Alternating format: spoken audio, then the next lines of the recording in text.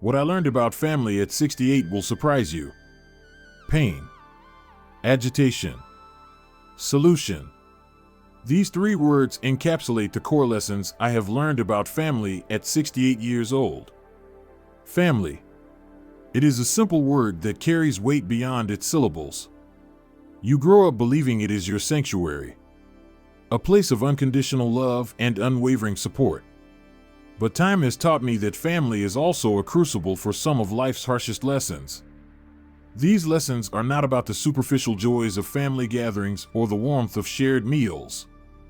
They are about the resilience required to navigate complex relationships, the humility it takes to admit your mistakes, and the courage to forgive even when it hurts. Let me take you back to my late 20s. My parents were in their 50s, and I was filled with the ambition and arrogance of youth. I had just started a promising career and believed I had all the answers. My younger brother, on the other hand, was struggling with addiction. It was a problem that strained our family to its limits. I was harsh with him, always lecturing, always judging. I thought tough love was the answer. But as the years passed, I saw how my mother's patience and quiet support did more for him than my criticism ever could.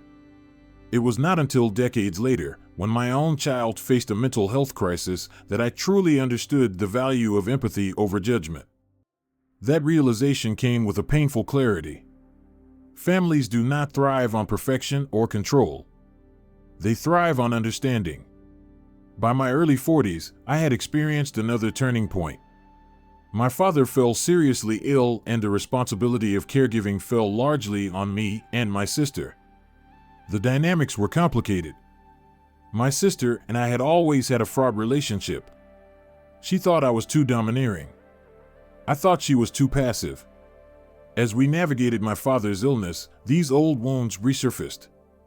We fought about everything, from medical decisions to who was doing more. One night, after an especially bitter argument, my father took my hand and said, "You and your sister only have each other after I am gone. Make it count." It was a sobering moment. I realized that I had been so focused on being right that I had forgotten the importance of simply being there. My father passed away 6 months later, but his words stayed with me. Over time, my sister and I rebuilt our relationship. It was not easy. It required countless conversations and a mutual commitment to let go of past grievances. But it was worth it. Today, she is not just my sister, but my closest confidant. Another lesson I have learned is that family boundaries are essential. In my 50s, I faced a situation that tested this principle to its core. My eldest son married a woman who, to put it mildly, did not like me. She found fault in everything I did, from how I cooked to how I interacted with my grandchildren. At first, I bent over backward to please her. I thought if I tried hard enough, she would eventually accept me. But instead, my efforts only seemed to embolden her criticisms. The turning point came during a family vacation where she openly belittled me in front of my grandchildren. It was humiliating and heartbreaking. I realized then that I could not control how others treated me, but I could control my response. I set firm but respectful boundaries. I stopped trying to win her approval and focused on maintaining a loving relationship with my son and grandchildren. While my relationship with her remains distant, it no longer defines my interactions with the rest of my family. Financial matters have also been a significant teacher. In my 60s, my husband and I faced an unexpected financial setback that forced us to downsize our home. It was a humbling experience. Our children, now adults with families of their own, offered to help. At first, my pride resisted the idea. But then I remembered the countless times I had told them that family is about showing up for each other. Accepting their help was not just a lesson in humility. It was a reminder that the love you invest in your family often comes back to you in unexpected ways. Today, we live in a smaller house, but it is filled with more love and laughter than our larger home ever was. Another aspect of family that has surprised me is how it evolves. I used to think of family as a fixed entity. Parents, siblings, children. But as I have grown older, I have come to see family as something fluid. Over the years, I have added new members to my chosen family. Close friends who have become like siblings. A neighbor who feels like a second mother.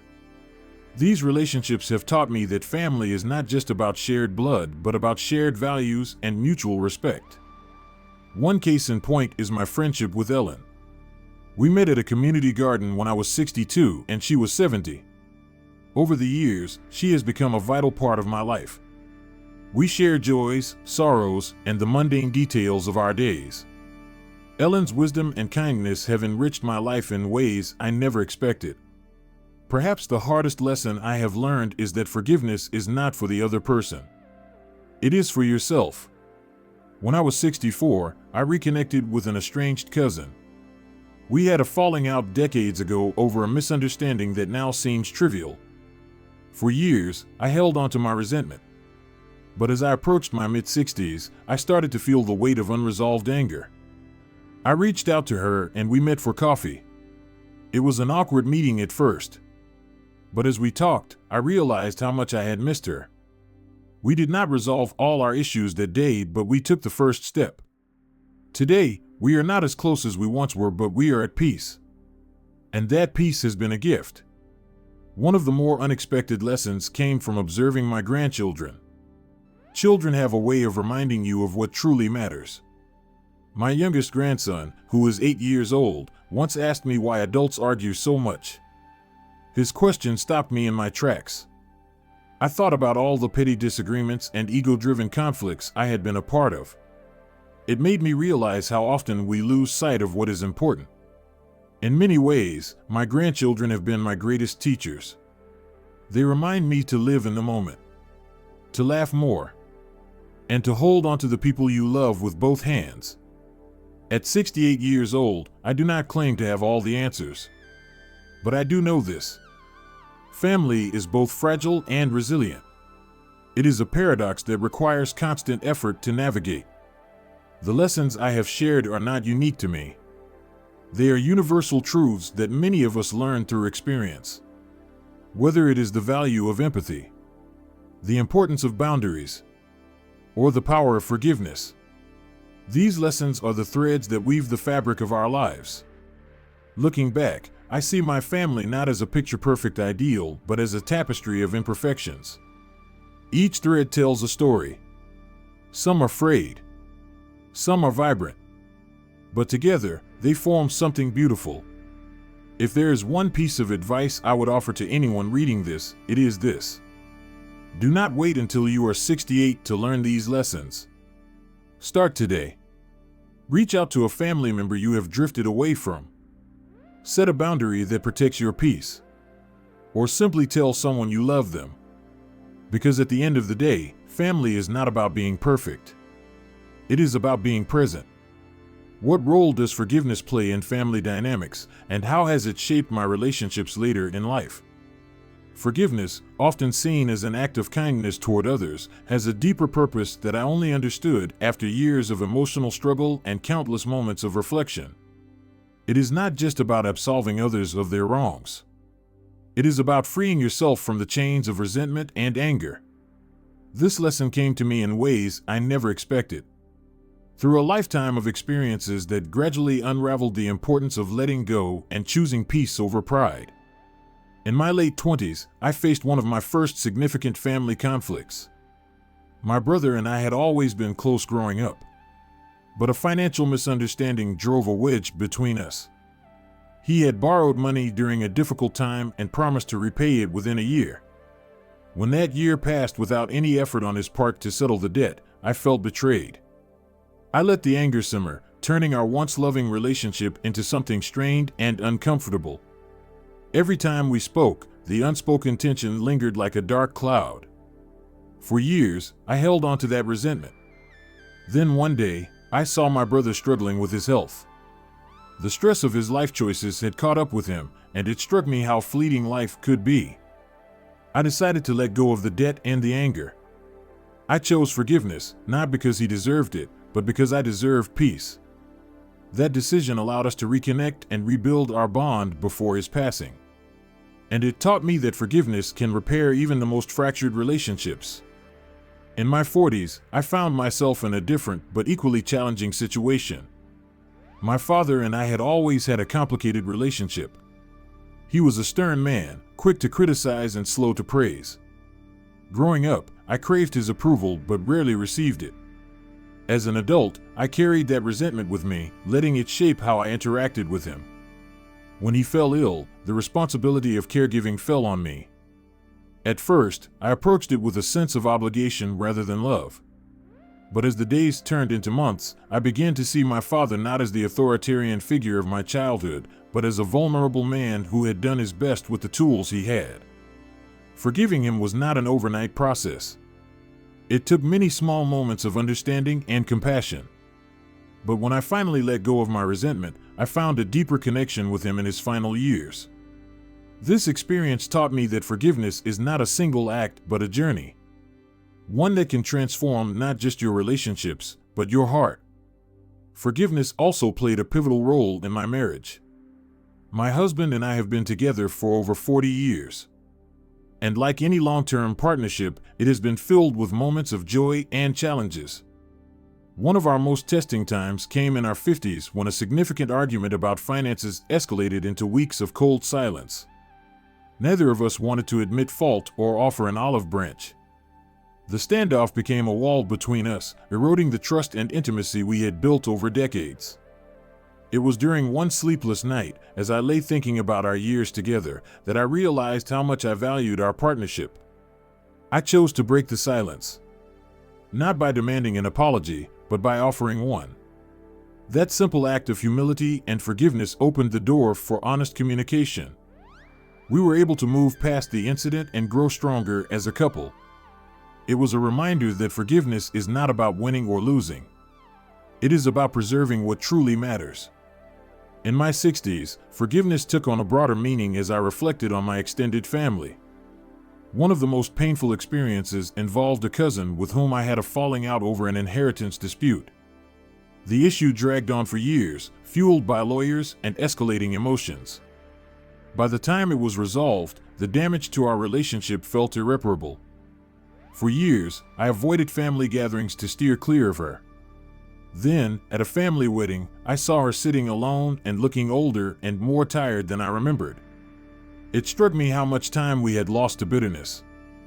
I decided to approach her, and we ended up having a heartfelt conversation.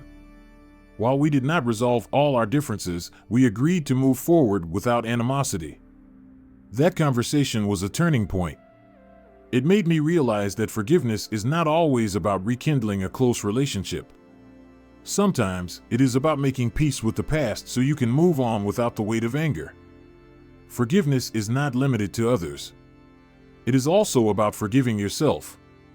This lesson came to me in my late 60s when I reflected on the mistakes I had made as a parent. I was not always as patient or present as I should have been.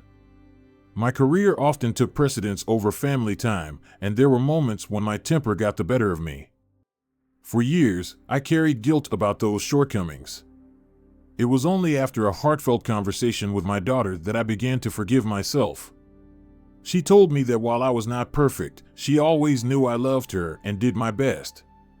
Hearing those words allowed me to let go of the guilt and focus on being the best version of myself in the present. Self-forgiveness, I learned, is just as vital as forgiving others. It is what allows you to grow and to show up for your loved ones without the burden of past regrets. One of the most unexpected places I found the power of forgiveness was in my grandchildren. Children have an incredible capacity to forgive. I remember a time when I accidentally broke a toy that belonged to my youngest grandson.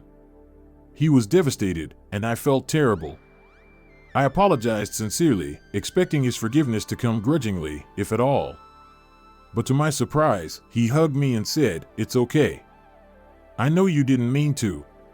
That moment was a profound reminder of how liberating forgiveness can be when it is given freely and without conditions. It inspired me to approach my relationships with the same openness and generosity. Forgiveness has also shaped how I view family traditions and legacies. There were times when I clung too tightly to how things should be done, often causing unnecessary tension during holidays or special occasions. I remember one Thanksgiving when my insistence on maintaining a specific family recipe led to a heated argument with my daughter-in-law. Looking back, I see how rigid I was, prioritizing tradition over harmony. Over time, I learned to let go of those small battles. I realized that family is not about perfect meals or flawless gatherings. It is about being together and creating memories, even if they are messy or imperfect. Forgiving myself for past stubbornness and allowing others to contribute in their own way has brought more joy to our family celebrations. Looking back at my 68 years, I see forgiveness as the thread that has held my family together through its many ups and downs. It is not an easy path. It requires vulnerability, humility, and a willingness to let go of the need to be right. But the rewards are immeasurable. Forgiveness has brought me closer to my loved ones. It has allowed me to heal old wounds and to approach new challenges with a sense of peace. Most importantly, it has taught me that relationships are not defined by the absence of conflict, but by the presence of love and understanding. If there is one lesson I hope others take from my experiences, it is this. Do not wait for the perfect moment to forgive. Do it now. Because the sooner you let go of resentment, the sooner you make room for connection and joy.